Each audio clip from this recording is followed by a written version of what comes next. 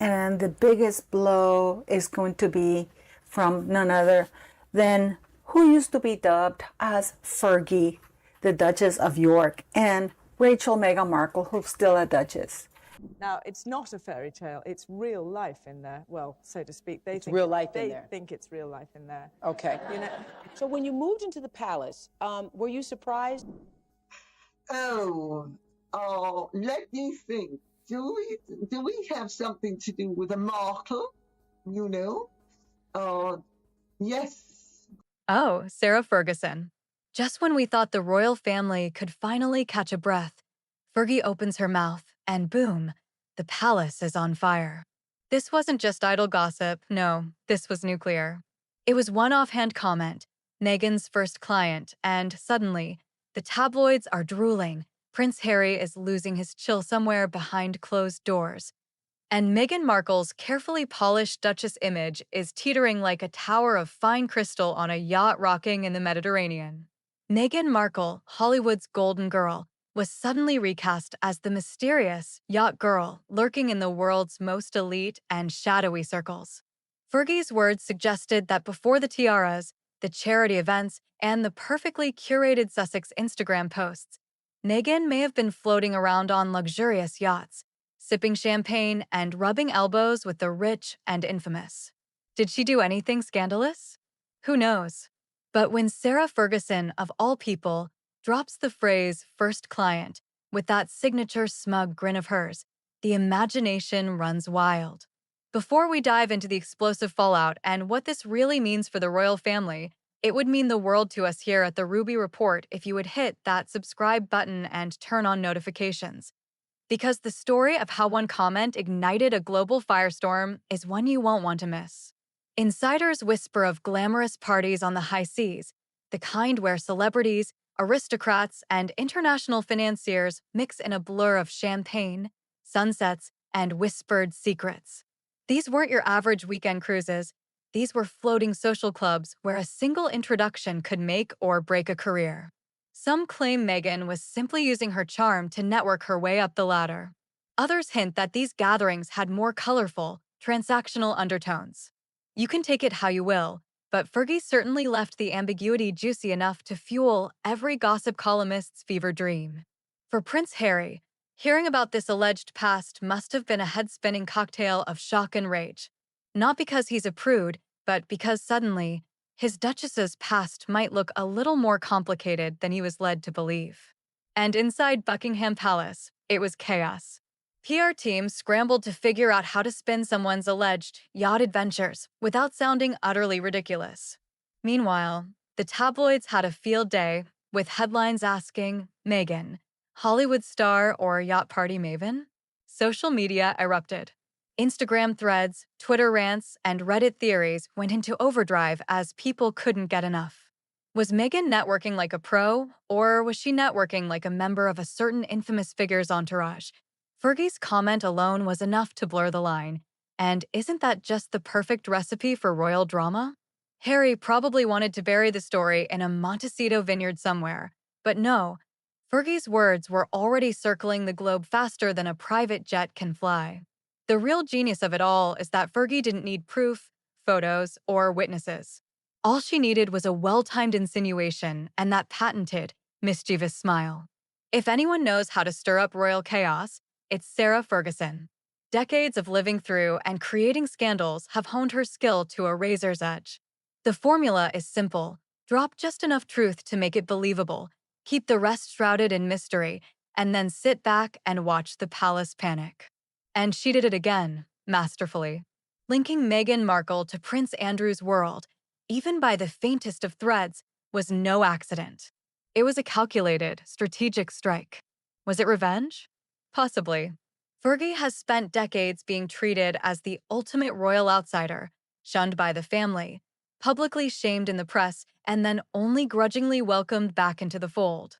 Tossing Meghan into the spotlight and insinuating a pre-royal past tangled up with one of the monarchy's most controversial figures is Fergie's way of reclaiming her own power. Why just fade into the background when you can launch a story that makes everyone gasp, tweet, and speculate for weeks on end? The timing of her comment was everything. Fergie dropped this bomb at a private event, a setting where the elite sip champagne and pretend to be innocent. One careless, or maybe very careful, sentence later, and journalists were scribbling notes. Palace aides were sweating into their silk ties, and Prince Harry was somewhere pacing a corridor, possibly muttering, "Really, Aunt Sarah?" The brilliance of Fergie's move is that she didn't actually confirm anything, but she didn't deny it either. She just smirked, left the room, and watched as the rumor took on a life of its own. The tabloids ran with it, social media exploded with it, and the palace, well, let's just say the PR team looked like they had been asked to juggle flaming swords while riding a unicycle. For Harry, it was a nightmare. A perfect storm of family drama, public scandal, and the immense pressure of protecting Meghan's reputation all collided at once.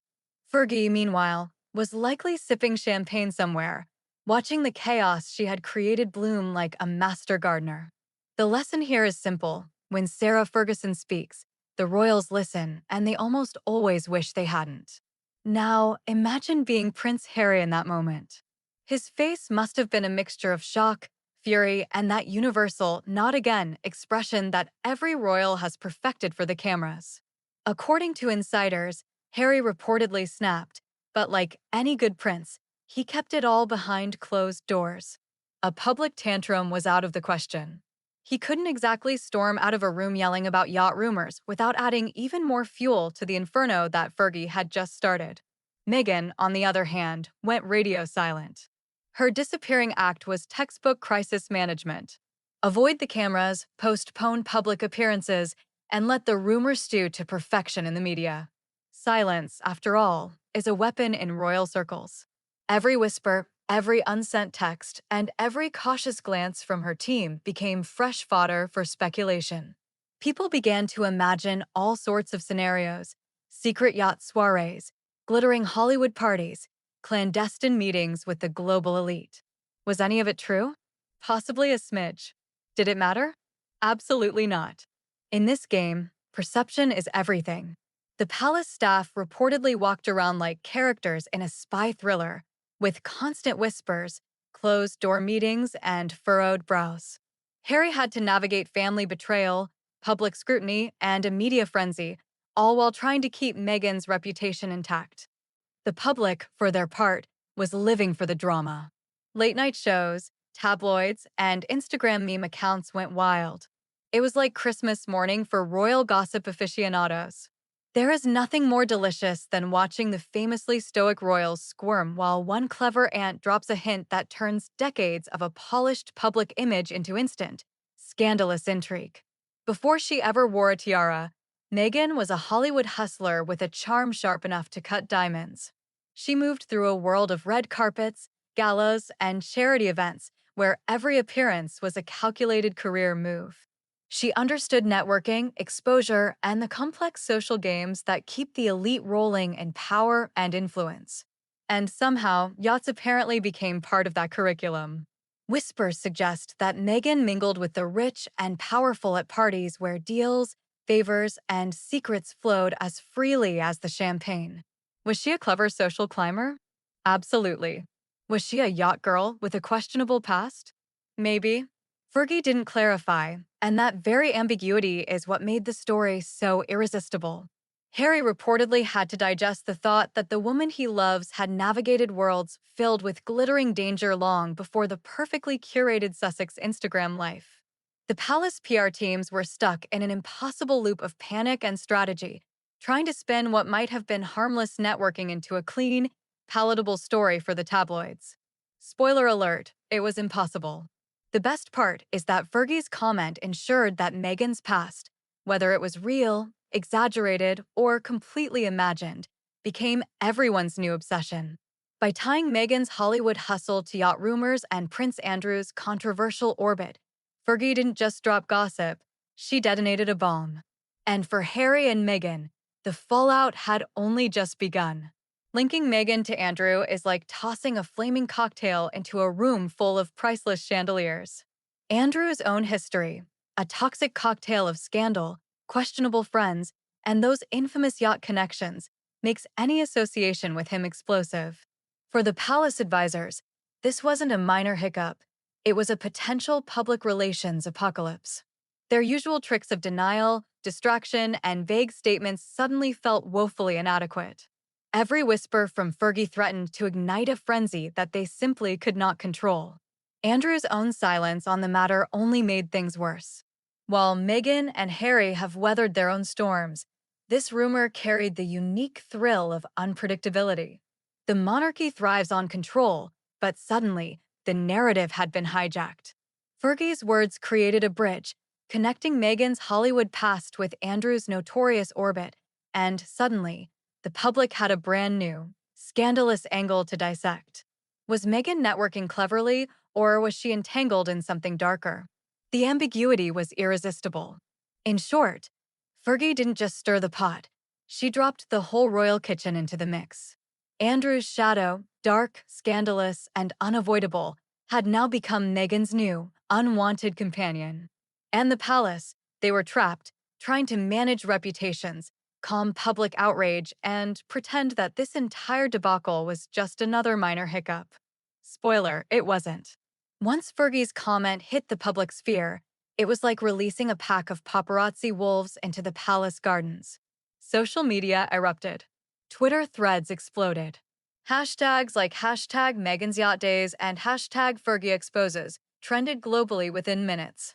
Tabloids had a field day, piecing together timelines, resurfacing old photographs, and quoting unnamed sources who claimed to have insider knowledge from yacht parties, Hollywood events, and, of course, Prince Andrew's private circle. Every ambiguous photograph and every throwaway comment from a forgotten interview suddenly became a piece of evidence. Analysts debated endlessly.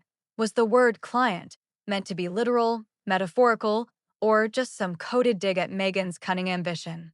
Was this just networking, or was this a scandal wrapped in designer clothes? The ambiguity was irresistible, and the media ran with it like wildfire on a dry summer afternoon. Fergie, ever the orchestrator of chaos, sat back and watched the storm she had created build. Her single phrase had snowballed into a media frenzy that no PR team could ever fully control. Editors called their interns in a panic to verify sources, late-night hosts added it to their monologues, and influencers debated whether Meghan should be called a yacht girl or a misunderstood social climber. The narrative was feeding itself, growing bigger, juicier, and more scandalous with every passing hour.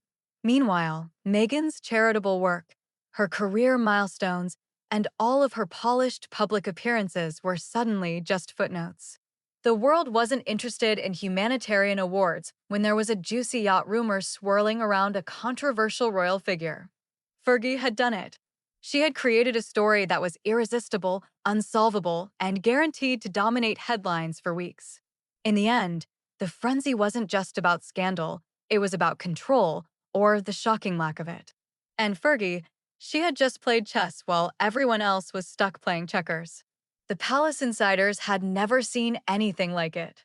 Advisors whispered behind closed doors, worried that Fergie had revealed more than anyone imagined, or worse, that she was testing Harry's loyalty and Meghan's nerves. Some claimed that her comment was a subtle trap, designed to see how the couple would react while reminding everyone that Sarah Ferguson could still stir the pot like a true royal provocateur. The tension inside the corridors was palpable. Phones buzzed constantly, conversations were hushed, and every glance carried unspoken panic. Did she really say that? Some asked. Or is it worse than it sounds? Asked others. By the end of the day, it was clear that Fergie had done more than just gossip. She had shaken the royal foundation to its core, she had tested alliances, and she had reminded everyone that even within the palace, no one is truly safe from a well-placed word. And as Harry and Meghan were left to navigate the fallout, insiders whispered that this was only the beginning of a story that could twist and turn in ways that no one could have predicted.